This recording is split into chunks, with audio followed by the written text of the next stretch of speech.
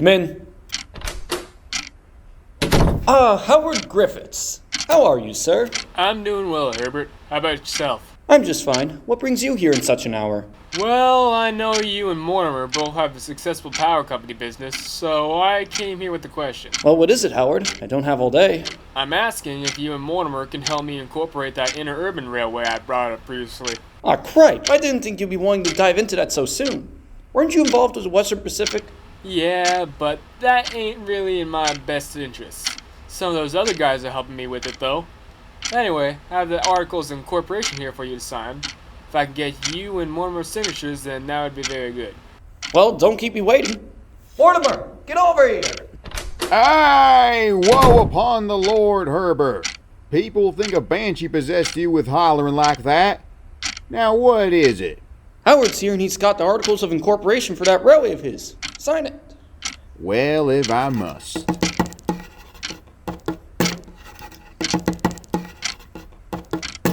Well, what's next, Mr. Griffiths? We'll decide that when the railway is incorporated. For now, I must take my leave. Cheers, men. Have a good day, Mr. Griffiths. Now can I get back to napping? No.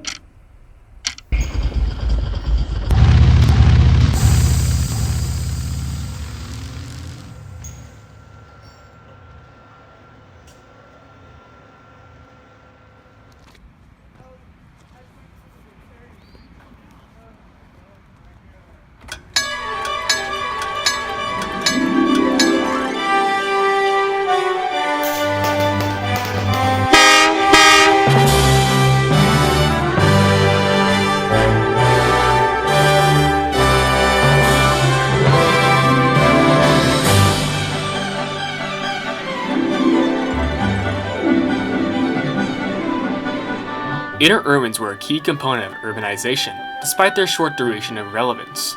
These speedy little self-propelled coaches were excellent ways to getting to faraway places in a short amount of time, and at a fraction of cost compared to conventional commuter trains. They were exactly how people traveled before the automobile started to leave its mark on American transportation.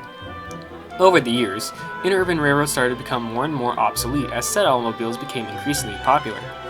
One railroad, however, has the honors of calling itself California's last interurban railroad today, even after dieselization in the 1940s. So let's go back to 1902 with a man named Howard H. Griffiths. This man was one of many who saw the potential of an interurban railway out of the city of Stockton. However, before we really get into why this was, there's something you gotta know about Stockton. Stockton was founded in 1849 by Charles Weber, named after Commodore Robert F. Stockton, who captured California from Mexico the previous year in the Mexican-American War. It was many things. The first city in California not to have a name of Spanish or Native American descent, the most populated city in California in 1899, and was around where the Sacramento Valley became the San Joaquin Valley, meaning that around it, there were swaths of farmland ripe for the taking. And boy, did local residents take advantage of the land. Up north was wine country, where Tokay grapes had been introduced to the area, along with walnuts and cherries, and south was the production of almonds, milk, poultry, among other things. People on the outskirts, however, were also attracted to the city of Stockton, and the people in the growing city wanted a quicker way to get around town. This sparked the interest of Howard Griffiths, as he started coming up with the plans of a streetcar railroad in Stockton to rival the existing Stockton Electric Railroad, formed in 1891 from the existing Stockton Street Railway Company. Griffiths started the process of incorporating his own electric railway in 1902, but his efforts had to be delayed, as he also had a part in the incorporation of the Western Pacific Railroad in 1903. Some of the men who were involved in the formation of the Western Pacific would also later play a part in the incorporation of Griffiths' Electric Railway. That wasn't to say that the path to it was easy, however. There were several obstacles to overcome before Stockton had its second streetcar service.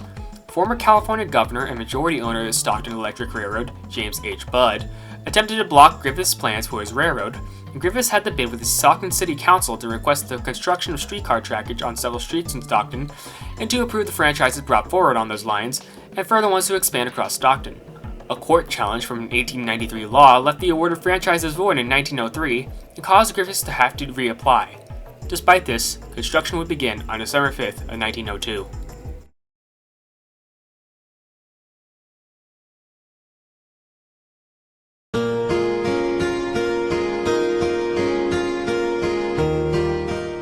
Then came August 7th, 1905. Griffiths called a meeting with his fellow men who had formed the Western Pacific in their office in San Francisco, laying out the articles of incorporation for the men to file.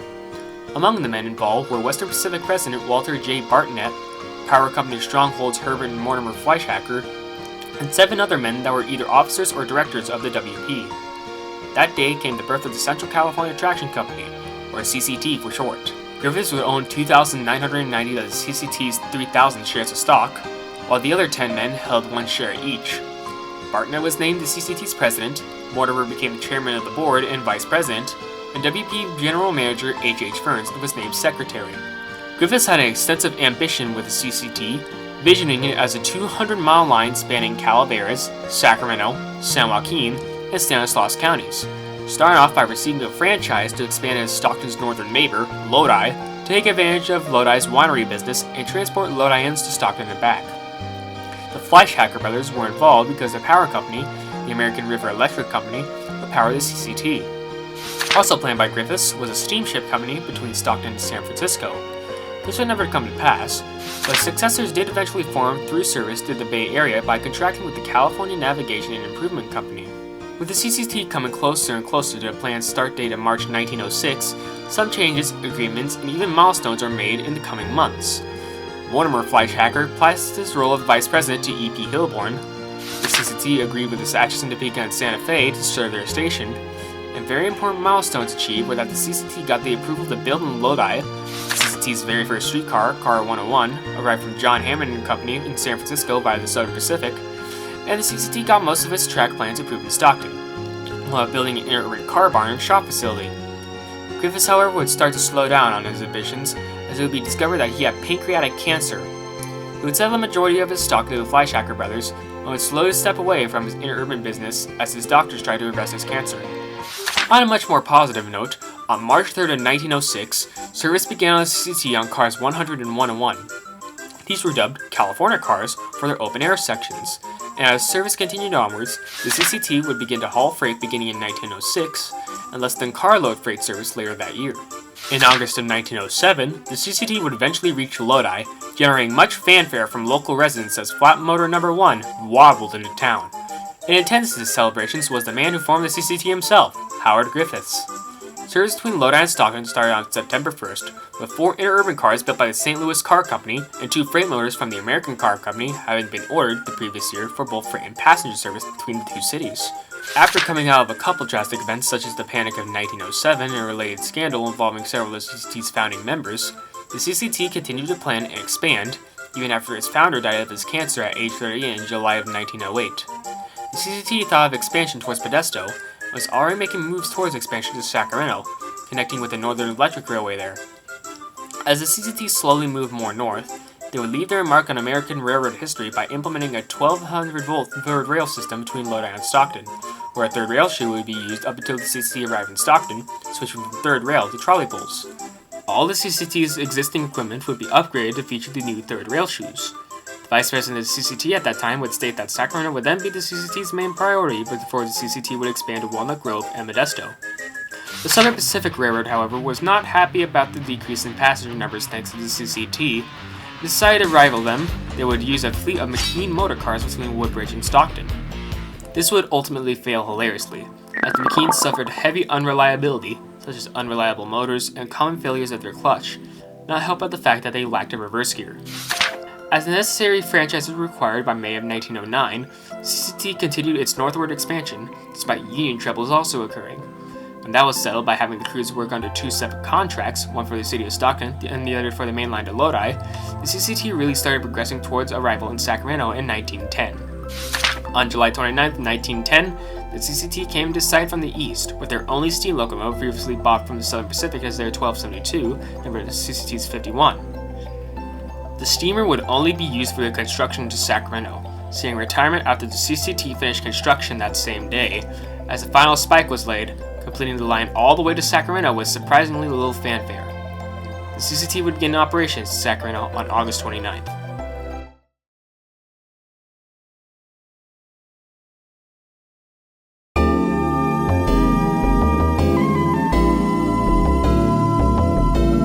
The CCT's continuous expansion in Sacramento was something that the Southern Pacific didn't turn a blind eye to. Quite the opposite, actually. Given the complete failure of the Bikines, and replacing most of its wooden coaches with steel ones, the SP was determined to set the record straight for the rapidly expanding Interurban line. Considering how the CCT still ran with wooden Interurban cars, and would continue to as it ordered 4 more cars from the Holman Car Company. CCT would form its first major alliance between it and both the Atchison, Topeka, and Santa Fe and the Northern Electric Railway for a 3-way fast freight service between Chico and the San Francisco Bay. Another deal was struck with Santa Fe, where passengers going between Sacramento and Fresno would change between railroads at the 18SF Stockton Depot. The CCT's plans in Modesto, however, at this point, not to be, as the Tidewater and Southern, later known as just the Tidewater Southern, would be incorporated in 1911 and finished in 1912 as the connection between Stockton and Modesto. Rumors about the CCT's fate also started popping up around this time too. When in March of 1911, where rumors that the CCT would merge with the Northern Electric, Oakland, Antioch and Eastern, San Francisco, Vallejo and Napa Valley, Tidewater and Southern, and the upcoming Antioch and Stockton and Vallejo and Northern, all under key system owner Francis M. Smith. This ultimately went nowhere, however.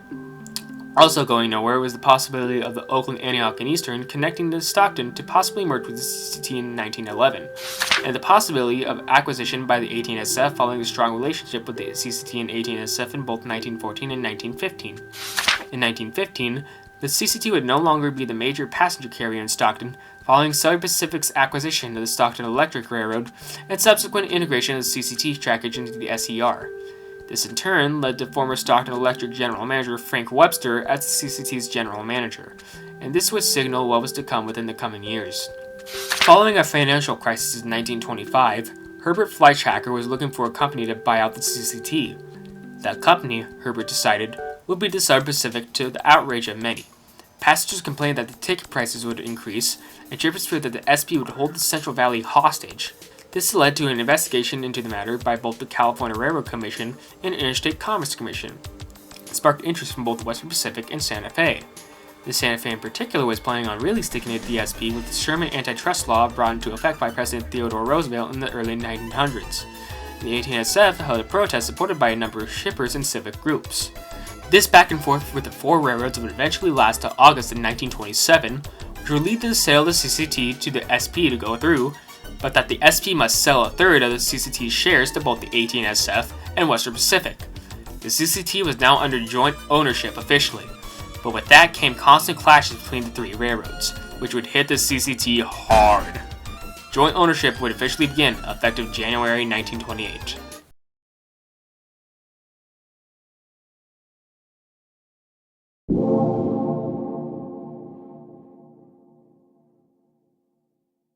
Safe to say that the CCT would end up struggling through the years of the Great Depression. Just 3 months before, the CCT started trying to build a cannery spur in Lodi and had gotten the approval from the Lodi District Chamber of Commerce, the Lodi Businessmen's Association, and the Interstate Commerce Commission. Despite this, the Southern Pacific was a major obstacle to getting the spur completed, trying to bring up the California Railroad Commission that the cannery spur would be in violation of an order relating to clearances of structures, parallel tracks, and street crossings. This constant meddling from the SP led to the spur not being built until late 1931. Several abandonments also occurred during the Depression, most notably a couple of fruit packing sheds and the CCT's freight station at Youngstown catching fire on October 10, 1932, also destroying 2 freight cars. The most major loss for the CCT, however, was passenger services, which had been decreasing since the railway's inception.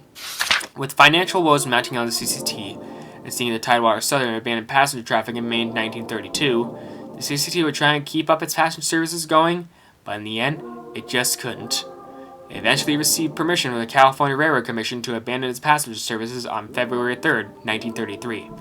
Following that, Car 201 would be reconfigured to freight service, serving as the CCT's second number 1, after the first was sold to the Tidewater Southern as their 100. On a more positive note, the CCT gained 4 used freight motors from the East Coast.